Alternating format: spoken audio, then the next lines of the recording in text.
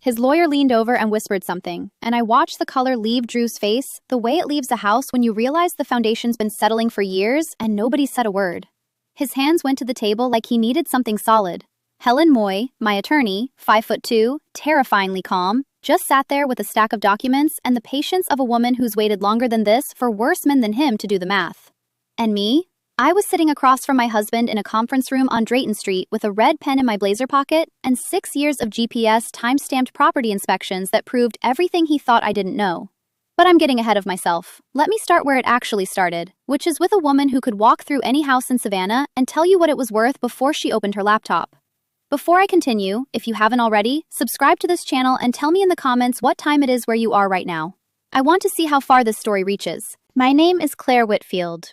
I'm 31 years old, I live in Savannah, Georgia, and I am a licensed residential property appraiser. Which means when I tell you I can walk through a house and identify within 2% what it's worth before I open my laptop, I'm not bragging. I'm describing Tuesday. 6 years at Low Country Valuation Group, 740 properties. Foundation cracks, water stains, unpermitted additions, comps that don't comp. I catch all of it. My reports have been subpoenaed 3 times in federal mortgage fraud cases, and opposing counsel has learned that challenging my methodology is a losing bet. I once spent 40 minutes on a witness stand explaining to a defense attorney why a sunroom addition without an HVAC run means the previous owner didn't pull permits. And when I was finished, his own client's expert witness nodded. That's what I do. I notice things other people don't bother to look at. I also get mistaken for the stager at about 1 in every 4 inspections. Blonde hair, green eyes, the kind of face that makes people assume I'm there to arrange throw pillows. Last spring, a listing agent on Habersham Street asked me to fluff the sofa cushions before the photographer showed up. I told him I was the appraiser. He checked my badge, laughed nervously, and then spent the rest of the walkthrough explaining the house to me, his own listing, like I was visiting from a country where buildings hadn't been invented yet. I let him talk. Because here's something my grandmother taught me that I use every single day at work.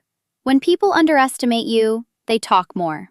And when they talk more, they tell you things they'd never tell someone they respected. My grandmother was June Whitfield, Chatham County property tax assessor for 28 years. She reviewed every residential assessment in unincorporated Savannah. She could drive down a street and tell you which houses were overassessed and which ones had additions nobody had permitted.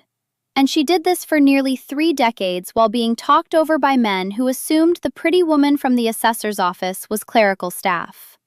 She had 2 rules she repeated so often I can hear them in her exact voice. The way she dropped the G off something and put the emphasis on the wrong syllable of especially. First rule.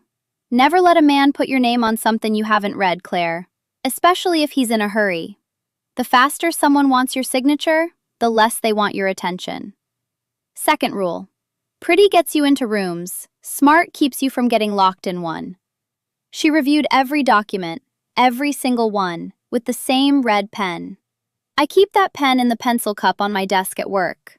There's a groove worn into the barrel where her thumb rested for 28 years of assessments. She used it to cross out 2 clauses on my first apartment lease when I was 22 and handed it back to my landlord without a word of apology. That woman raised me. Before she died, Grandma June set something up for me. Something financial. Something nobody knew about. She told me about it the last time I visited her in the hospital, and she made me promise 2 things. Don't tell anyone, and don't touch it unless the ground moves under you. I promised. She died 11 days later. Before Drew, my life was small and stable and mine. I had a job I was good at, an apartment with a mortgage I could cover on my own, a best friend named Nora who once described my dating life as a series of properties that looked promising on paper but failed inspection. I wasn't wealthy. I wasn't glamorous.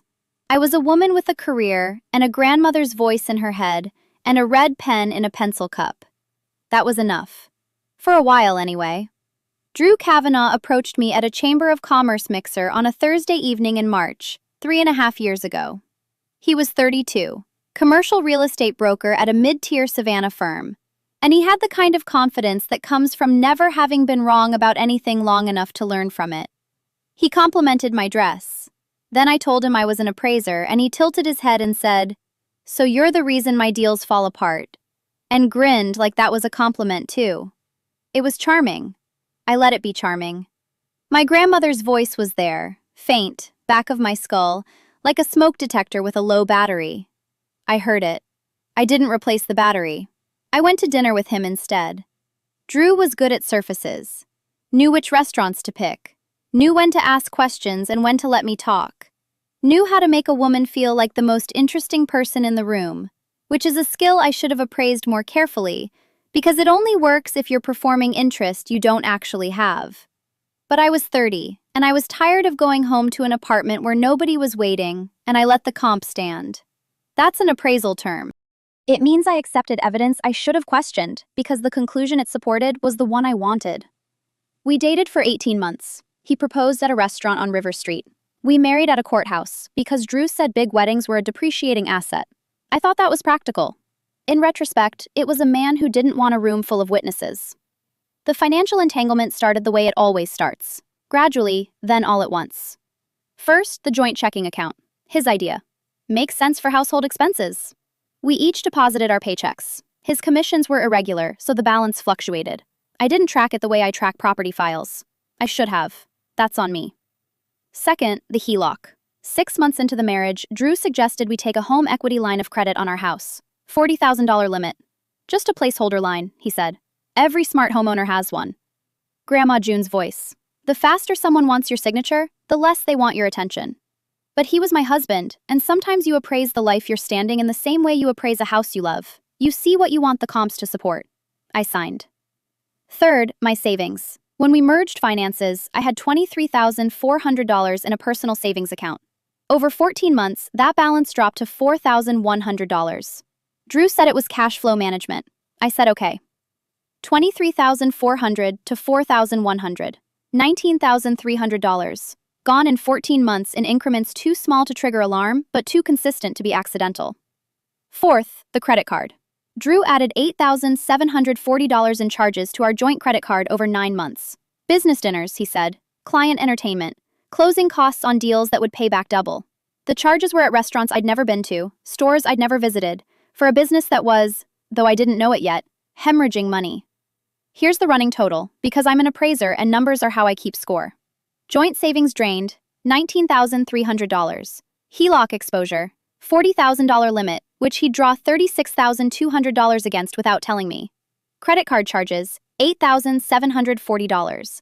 And then there was the Tybee Island renovation. A beach rental Drew and Patrick were flipping that was 4 months behind schedule and $31,000 over budget.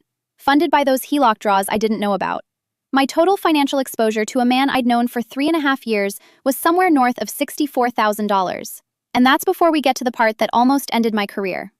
I remember the exact moment I should have caught the HELOC draws. February. I was reconciling our joint account for taxes, and I noticed 3 transfers to an account number I didn't recognize. I asked Drew about them. He said they were escrow deposits for a deal he was closing. Standard procedure, he said. I can walk you through it if you want, but it's really just the commercial side. Different from what you do. There it was again, the voice. The slow, patient explanation of something I supposedly couldn't understand. I let it go. I filed the taxes. I didn't look at that account number again. Drew's college roommate, Patrick Lowe, was at our house every other Thursday for dinner. Mortgage loan officer at a regional bank. Quiet. Operational. The kind of man who nods a lot and makes you think he's agreeing when really he's just counting. Drew talked about their next project. And Patrick nodded and I poured wine and the evening was pleasant in the way things are pleasant when nobody at the table is asking the questions that would make it less pleasant. There was also a night, one of those Thursday dinners, where Drew put a document in front of me between the salad and the main course and said it was for the accountant. I signed it. I don't remember what it was, but someone else at the table does. We'll come back to that. 2 things happened in the last year of my marriage that I should have flagged and didn't. The first was Drew telling me at a friend's birthday dinner that my job was cute. Not in a teasing way, in the way you describe a child's drawing on the refrigerator. Cute. Like it was decorative, like the 700 properties and the 3 subpoenas were a hobby he was tolerating. I laughed. I shouldn't have laughed. The second was Drew suggesting I cut back my hours. You're working too hard, babe. We don't need the income. which was a strange thing to say to a woman whose savings he'd quietly drained by $19,000, but I didn't make that connection at the time. I made it later. I made it very clearly later. He had a way of explaining real estate to me at dinner parties, my profession, in a slow, patient way. And I let him, because my grandmother taught me you learn more about someone from how they explain things you already know than from how they talk about things you don't. But I was using that lesson to study him, and I should have been using it to protect myself. There's a difference I didn't catch until it was almost too late. When I appraise a property, I look at what the owner says it's worth, and then I look at what the evidence says it's worth, and the gap between those two numbers tells me everything I need to know. My marriage had a gap. I was just measuring from the wrong side. It was a Tuesday in September. I know it was Tuesday because my work log says so. GPS stamped, time-coded, the way every day of my professional life has been documented for 6 years. I was at the Chatham County Recorder's Office doing quarterly market research, pulling comps, tracking sales, mapping which neighborhoods were trending up and which ones were correcting. It's the kind of work that sounds boring to everyone, except the people who know that boring work is what catches the things exciting people miss. I found a loan file on a property I recognized, a bungalow on East 38th Street, one of those Ardsley Park fixers that brokers love because the neighborhood comps are strong. The appraisal attached to the loan had my name on it, my license number, my company header. The formatting looked close enough to fool someone who'd never read one of my reports. It did not fool me.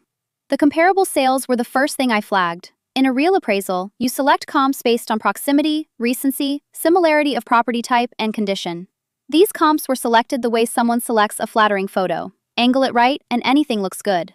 One comp was from a neighborhood 2 miles away with a completely different buyer profile. Another had sold under distressed conditions, which inflates the recorded price and makes the subject property look reasonable by comparison. A third was a comp I'd appraised myself. I knew its actual value, and the subject property on East 38th was not comparable. Not by neighborhood, not by square footage, not by condition. Whoever wrote this report used my identity to produce work I would have flagged as deficient in the first 90 seconds of review. I didn't stop at one. I searched. I found a second. A duplex on Bull Street. Same pattern. My name, my license, cherry-picked comps, overvalued by 18%. Then a third. A cottage on Whitaker, overvalued by 22%. 3 properties. My name on every report. And I knew, before I let myself know, who did this. Because there is exactly one person in my life who has access to my license number, my company letterhead, and a reason to inflate property values by 15 to 22%. I drove home. I sat in my car in the driveway for 11 minutes. My work log recorded me arriving at 6:47 p.m. I didn't go inside until 6:58. Drew wasn't home yet. His iPad was on the kitchen counter, synced to his phone. A text thread with Patrick was open. I don't know why I looked. Instinct. Professional instinct. The same thing that makes me check the baseboard trim when the sunroom looks too new. I picked up the iPad. I read. Patrick. You sure she won't notice? Drew. She's an appraiser, not a detective. She walks through houses and takes pictures. She doesn't know how the money side works. She's never going to look at a loan file. That's not her world. She's pretty, she's thorough, and she trusts me. That's the whole play. Pretty, thorough, trusts me. That's the whole play. He wrote it like a property description. Like he was listing my features for a buyer. The way you describe a house you're flipping. Location, condition, and the one structural deficiency you're counting on nobody inspecting closely enough to find. 2 out of 3 were accurate. I am pretty. I am thorough. But trust? Trust was the inflated comp. And I just caught it. I put the iPad down exactly where I found it. I didn't move it a centimeter. Because my grandmother spent 28 years catching people who thought they were smarter than the woman reviewing their numbers. She caught them because she was patient, she was precise, and she never let anyone know what she knew until it was time to hand them back their own document with the lies circled in red. I understood now. I understood everything she'd been teaching me. Not just the words, the practice, the patience, the discipline of knowing and not reacting. That night, I didn't cry. I didn't confront. I didn't call anyone.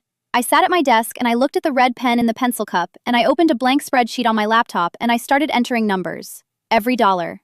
Every date. Every document I'd signed and every one I hadn't. I called Nora the next morning from my car in the parking lot of a gas station on Abercorn Street because I couldn't make this call from my house, and I couldn't make it from my office. Nora Kwan, my roommate at UGA, maid of honor at my wedding, veterinary technician at an animal hospital off Abercorn. The kind of friend who once described Drew as a man who says investment property the way normal people say please, reflexively and without meaning it. I told her everything. The 3 forged appraisals, the HELOC, the text messages. She was quiet for exactly 4 seconds. Then she said, "I'm going to say something and I need you to hear it as love." "Okay." "I told you at your bachelorette party that that man was a liar. You laughed." "I was not joking. I have never been joking about Drew." "I know." "Good. Now, are you going to confront him? Because if you tell me yes, I'm driving to that gas station right now and I'm confiscating your keys, your phone, and your ability to make decisions until you've eaten something and are operating from strategy instead of adrenaline." She was right. Nora is always right about the things I don't want her to be right about. It's her worst and best quality. She's also the only person who saw through Drew from the beginning, which she reminds me of roughly every time his name comes up, and which I deserve every single time. "I'm not confronting him," I said. "I'm going to do what I do for a living. I'm going to document everything, pull the comps, and file a report that reflects the true condition." He thinks I walk through houses and take pictures. He forgot the part where I also document everything I find. This wasn't revenge. Revenge is emotional. This was protection. I was protecting my license, 6 years of work that I built with my own hands. I was protecting my finances, what was left of them. And I was protecting my future, because a woman whose professional credentials have been used in a mortgage fraud scheme doesn't get to have a future in this industry unless she can prove, with documentation, that she was the victim and not the participant. Grandma June's rules weren't advice anymore. They were operating instructions. I went to see Helen Mewey that afternoon. Her office is on Drayton Street. Small, clean desk, 1 framed law degree, 1 framed photo of a German Shepherd. Helen is 52, a former Georgia Assistant Attorney General who spent 9 years prosecuting mortgage fraud cases. And she listened to everything I said without interrupting once. "You filed with the appraisers board yet?" she asked. "Not yet. I wanted counsel first." "Smart. Most people file angry and sloppy. We're going to file precise and documented. How's your work log?" 6 years. Every property. GPS time-stamped. She looked at me with something I hadn't seen directed at me in a long time.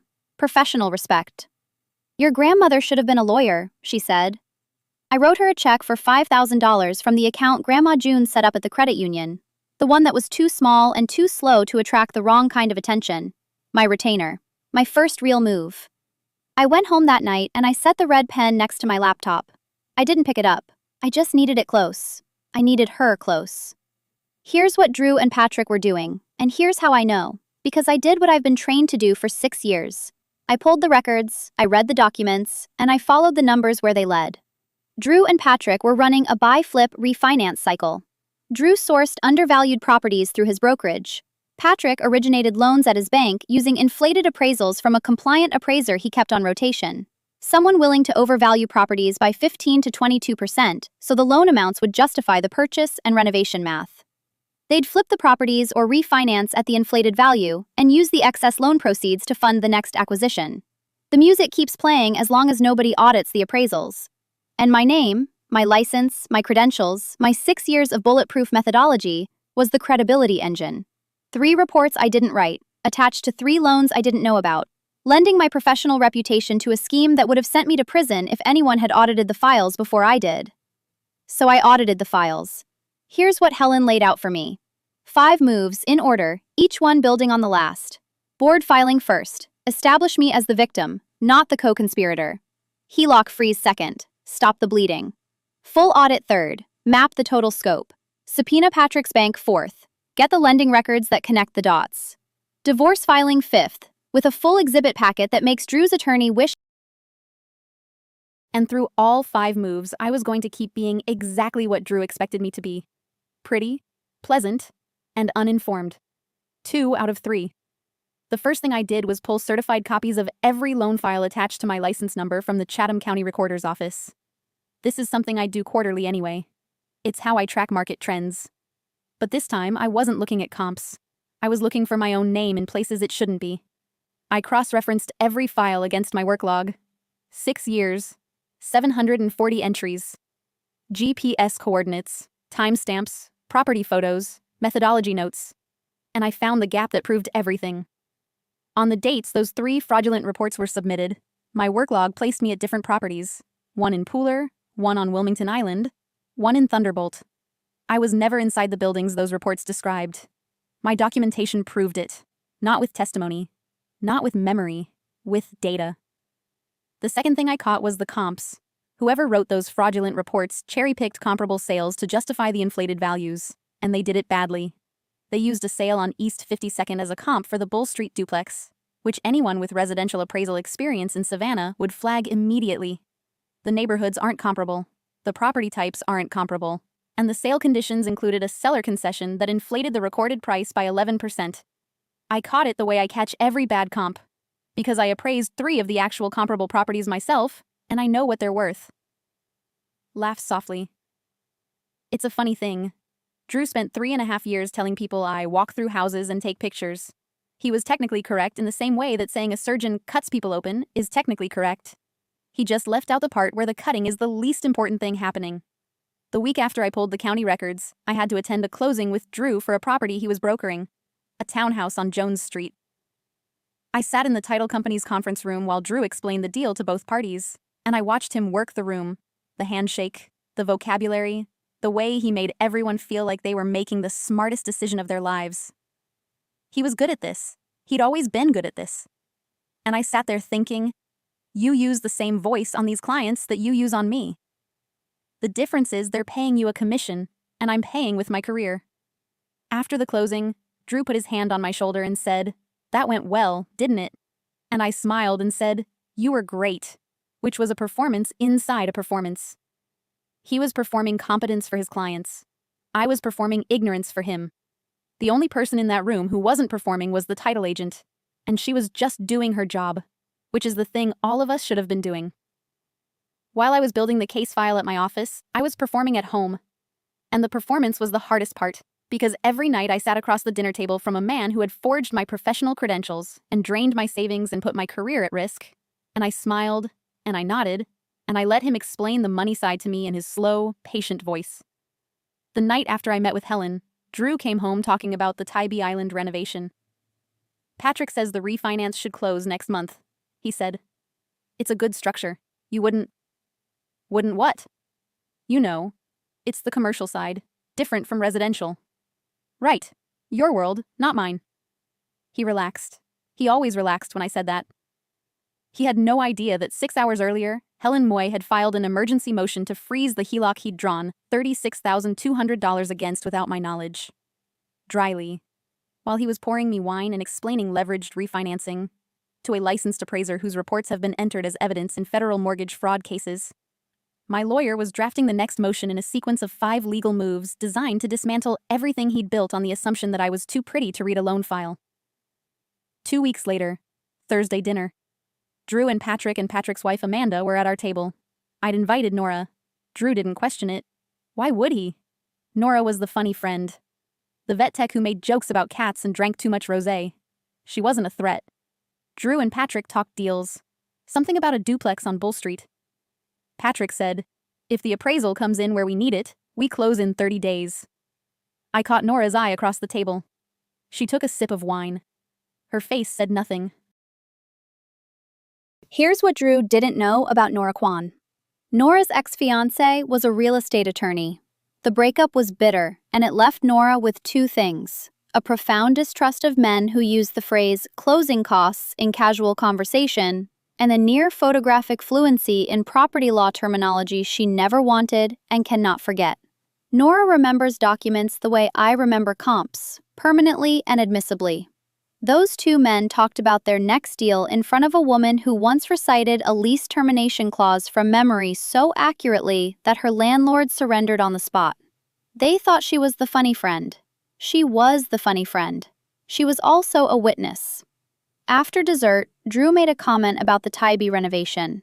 "Should have the refinance locked in by November," he said. "Patrick's got the appraisal lined up." Patrick nodded. I poured more wine, and I filed that sentence in the same mental cabinet where I store every red flag a seller drops during an inspection. Because eventually, every casual admission becomes evidence. Drew was bragging. He just didn't know his audience had changed. After they left, Nora called me from her car. "That thing Drew had you sign at dinner 8 months ago, between the salad and the pasta. I don't remember what it was." "I do. I read it over your shoulder because it looked weird. It was a personal guarantee on one of his flip properties. Claire, he had you guarantee a property you don't own. Grandma June's voice, clear as a church bell. Never let a man put your name on something you haven't read, Claire, especially if he's in a hurry. He put it between the salad and the main course. Between courses, between conversations, between glasses of wine. He needed my signature, and he needed me not to read what I was signing. I quoted the text message to Nora, the one that kept me up at night. She's pretty, she's thorough, and she trusts me. That's the whole play. Nora was quiet for 3 seconds. Then, that man described you like a house he was flipping. I hope Helen Mui takes him apart like one. Behind the scenes, the legal machinery was working. Helen filed the fraud alert with the Georgia Real Estate Appraisers Board. Not angry, not sloppy, but precise and documented, the way Grandma June would have done it. My work log, my GPS records, my methodology documentation showing the real comps versus the cherry-picked ones. I sat in Helen's office for 2 hours while she reviewed every page, and when she was done, she said, "This is the most thorough, proactive filing I've seen in 20 years of practice." I almost laughed. Thorough. The word Drew uses when he means obsessive. The word that was about to end his career instead of mine. The board opened an investigation. The trail led exactly where we knew it would lead. The board filing established me as the victim, not the co-conspirator. The HELOC freeze stopped the bleeding, and every day that Drew came home and explained the money side to me in his slow, patient voice was another day Helen had to build the file. One night, about 3 weeks into the performance, Drew came home particularly happy. He'd closed a deal. He brought champagne. He stood in our kitchen and popped the cork and poured 2 glasses and said, "To the Kavanaugh Empire." I clinked his glass and smiled and drank his champagne and thought about the fact that Helen's paralegal had spent that afternoon cataloging 19 months of credit card statements. The champagne was good. Drew always had good taste in things other people paid for. I was performing weakness while executing strategy. And the performance was getting better because the stakes kept getting higher. Drew noticed nothing. He noticed nothing because he had never, in 3.5 years, looked at me closely enough to notice anything except what he'd already decided was there. Pretty. Thorough. Trusting. He saw the comps he'd cherry-picked and he never ran the real numbers. The legal framework was in place. The evidence was documented. The witnesses. Nora's testimony about the personal guarantee, my work log contradicting the fraudulent reports, the board correspondence, Patrick's lending records under subpoena. All of it was organized in a file on Helen Mui's desk that was, by this point, 3 inches thick. When I appraise a property that's been misrepresented, I don't get emotional about it. I document the true condition, I run the real comps, and I file a report that reflects what was always true. That's all I was doing with my marriage, running the real comps, filing the accurate report. The only difference was that this time, the property in question was my own life, and the person who'd inflated the value was sleeping next to me every night and telling me the money side was his department. How do you file? Under what category? I'm asking because my usual system doesn't have a column for it. There's no checkbox on Form 1004 for "Husband used your credentials to commit fraud." There's no adjustment line for "The man who said he loved you described you as a feature set to his business partner." I'd been trained to assess the value of everything I walked through, and the one thing I couldn't appraise objectively was the thing closest to me. Grandma June could have. She would have seen it in the first 6 months. But Grandma June was gone, and all she left me was her rules and her red pen and a $54,000 safety net she knew I'd need before I did. Drew came home on a Tuesday with a look on his face I'd seen before. The look of a man whose math isn't mathing and who needs someone else to not notice. "Something's going on with the bank," he said. "They froze our credit line, probably a system error." "Oh no, is everything okay?" "It's fine, I'll handle it, don't worry about it." "Don't worry about it." He said it the way he says everything about money, like it's his hallway and I'm just passing through. The HELOC freeze wasn't a system error. It was Helen Mui's emergency motion, filed with documentation of $36,200 in unauthorized draws. He'd find that out eventually, but not today. Today, I poured him a glass of water and asked if he wanted me to call the bank, and he said, "No, babe, I've got it," and I nodded the way I've been nodding for 3.5 years. The performance was flawless. The audience of one had no idea he was watching a show. The next morning, Drew called the bank. I could hear him in the bedroom, his voice shifting from confused to annoyed to something close to panicked. He came out and told me it was a compliance issue, probably routine. He was lying. I could tell because he used the same tone he uses when he describes a property's minor cosmetic issues, which, in broker language, means the kitchen hasn't been updated since 1987 and the roof has 5 years left if you're optimistic. 2 days later, Drew's attorney filed a response to the HELOC motion claiming the draws were marital household expenses made in good faith. Helen expected this. She'd already prepared the counter documentation. 9 months of credit card statements showing the draws went to the Tybee renovation, not household expenses. Drew's attorney was a commercial closings lawyer who handled title transfers. He was about to discover his client needed a different kind of counsel. Helen also served Patrick's bank with a subpoena for his loan origination records. Patrick's records came back within 10 days.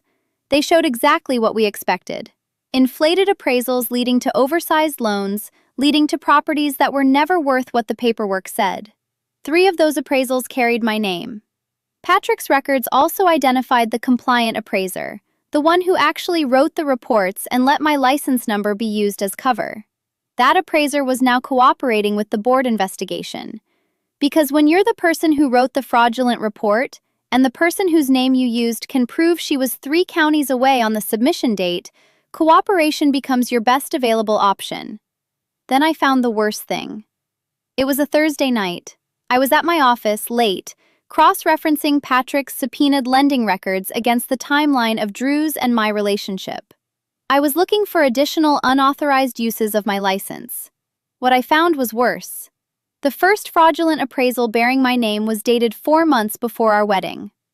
4 months before he married me, Drew had already used my credentials on a forged report. The scheme didn't start after the marriage. The marriage was part of the scheme. He needed access to my license, my network, my clean professional reputation, and the fastest way to get all 3 was to marry the woman attached to them. I sat in my office with the lending records spread across my desk, and I understood, for the first time, the full scope of what had been done to me. It wasn't just fraud. It wasn't just money. It was the whole thing. The mixer, the compliment, the courtship, the proposal at River Street, the courthouse wedding. All of it was due diligence on a property he intended to acquire. I was the acquisition. I didn't process that with humor. I didn't process it with strategy. I sat there, and I felt the weight of it settle into my chest like foundation damage, the kind you can't see from the surface, the kind that changes what the whole structure is worth. I called Nora at 11 that night. She answered on the first ring. She always answers on the first ring. The first forged report was 4 months before the wedding, I said. She didn't say anything funny. She didn't say anything clever. She said, "Come over, right now, I'll make..." I drove to Nora's apartment. She handed me a mug.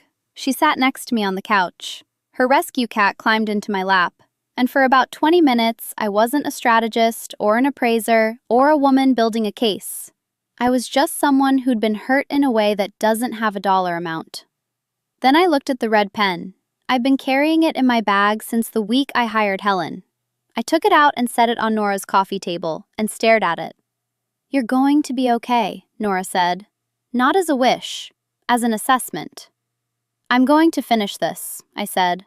And I meant it. Because Grandma June didn't teach me to quit when the numbers were bad. She taught me to document the true condition and file the accurate report. The true condition was worse than I'd thought.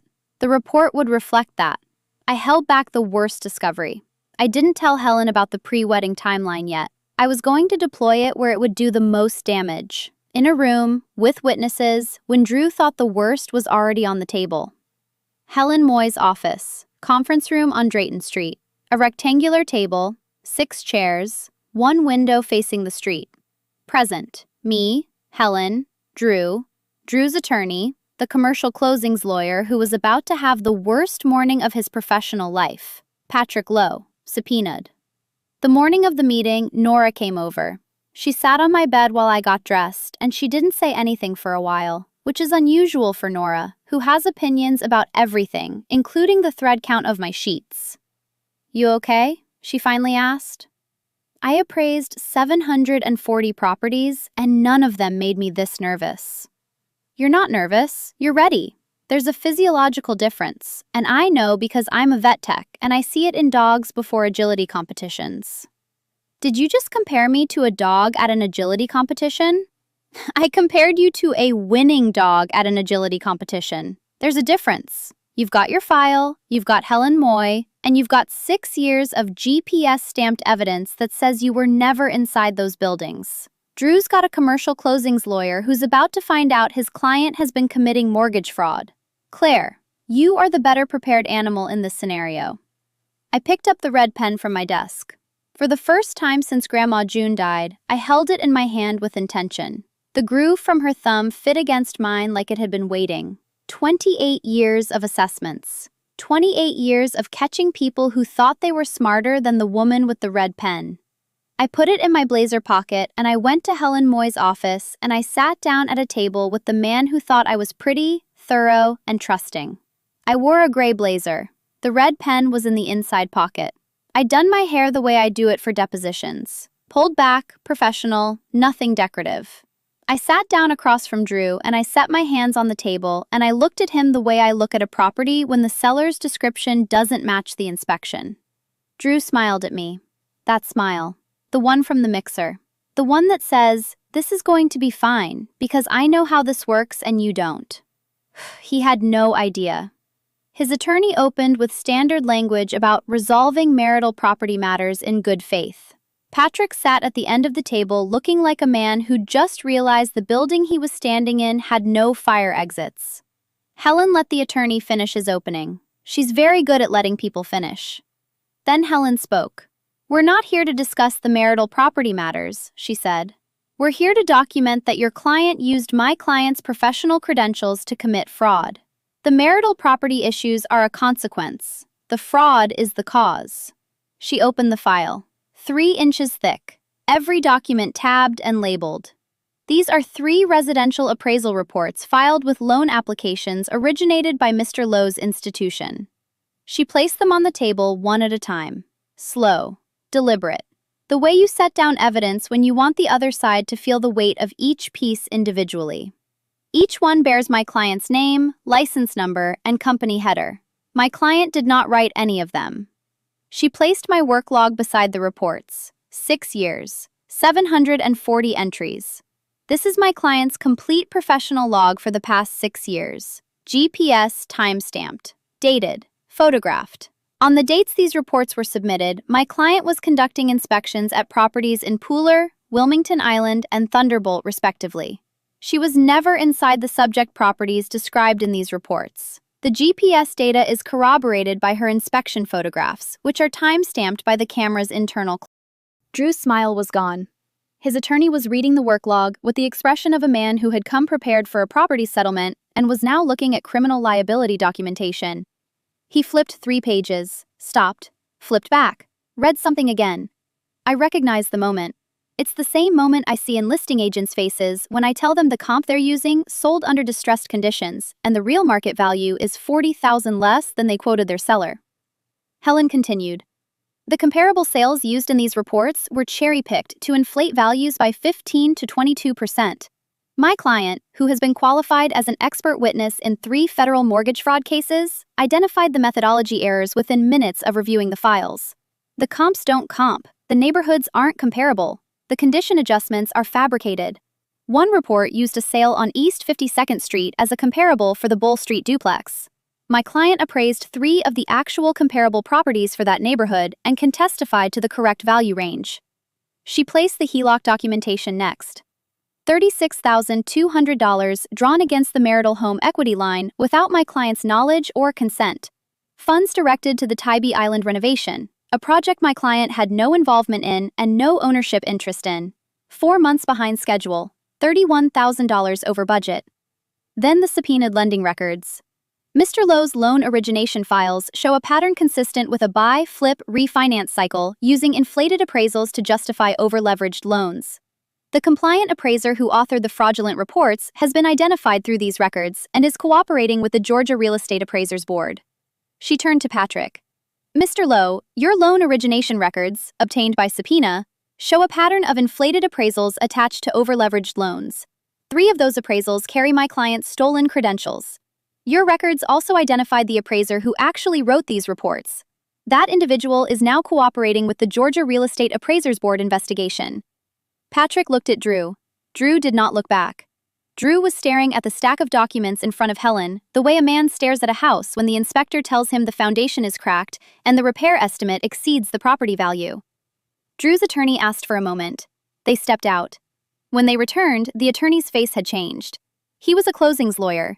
He handled title transfers and purchase agreements. His client had just told him something in the hallway of a law office that made him wish he'd asked more questions before today. And you could see the exact moment he realized he was going to recommend criminal defense counsel. My client is willing to discuss resolution of the marital... We're not finished, Helen said. She placed one more document on the table, the personal guarantee. The one Drew put in front of me between the salad and the main course 8 months ago. The one Nora remembered because Nora remembers everything she reads, which is a quality Drew might have noticed if he'd ever looked at her as anything other than the funny friend who pours the rosé. My client was induced to sign a personal guarantee on a property she has no ownership interest in, presented to her during a social dinner without adequate disclosure or opportunity for independent review. We have a witness who observed the signing and can testify to the circumstances under which the document was presented. Drew's voice came out for the first time. Stage 1, denial. This is a misunderstanding. Claire knew about the investments. She was supportive. Helen held up a hand. Mr. Kavanaugh, your text messages to Mr. Lowe describe my client as, and I'm reading directly, pretty, thorough, and trusting. You stated she walks through houses and takes pictures and doesn't know how the money side works. You explicitly described her lack of awareness as, quote, the whole play. This is not a misunderstanding. This is a scheme, and you documented it yourself. Stage 2, deflection. Drew turned to his attorney and said, just loud enough for the room to hear, she's being emotional about this. This is a divorce, not a... Mr. Kavanaugh. Helen's voice didn't change volume. It didn't need to. Your wife's appraisers board filing was accepted and is currently under active investigation. The board has referred the matter to the Attorney General. Your loan officer's records have been subpoenaed and produced. The appraiser who wrote the fraudulent reports is cooperating. There is nothing emotional about this. This is documentation. Stage 3. Drew looked at me. Not at Helen. At me. Claire, come on. You know me. You know I would never...